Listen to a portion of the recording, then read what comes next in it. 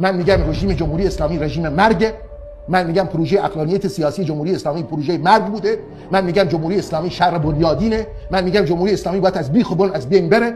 من میگم جمهوری اسلامی اگر تو این کشور بمونه ایران هم نابود میشه. هزینه حفظ جمهوری اسلامی نابودی ایران بوده. همه اینا رو من میگم، ترسی هم ندارم. آقا جمهوری اسلامی طوفان شنه، حیات این جامعه رو دفع کرده. وقتی حیات دفع شده مرگه، من محقق واقعیت چی؟ من فقط میتونم یه چیز توضیح بدم.